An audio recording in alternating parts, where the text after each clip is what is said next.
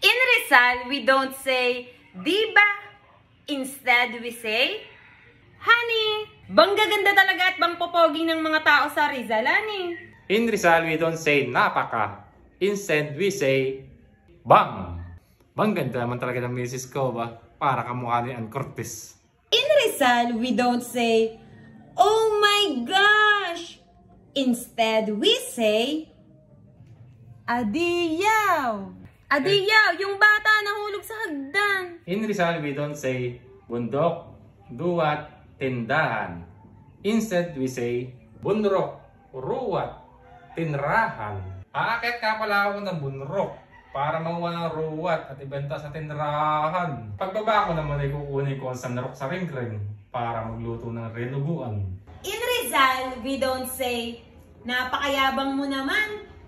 Instead, we say, napagkakaapog mo naman, aba. In Rizal, we don't say ngayon, gabi.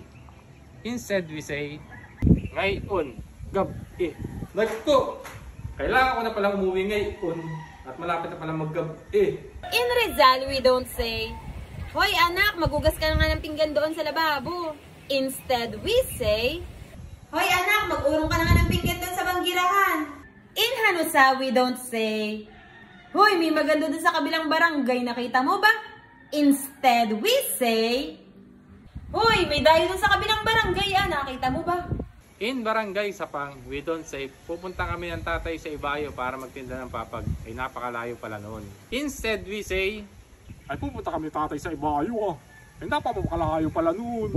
Here in Talim Island, we don't say chismisan. Instead, we say ud-uran. Hoy anak, tingnan mo nga yung tatay mo dyan sa nangit. Baka nakikipag-ud-uran na naman.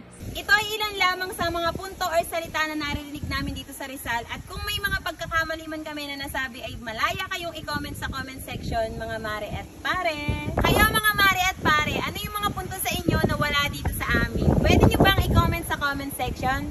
At kung nakarating nga kayo hanggang dito sa dulo at kung nagustuhan nyo ang video na ito ay baka naman pa-heart at pa-share. At syempre pa-follow na rin po. Yun lang mga mare. Maraming salamat sa panonood. Dali!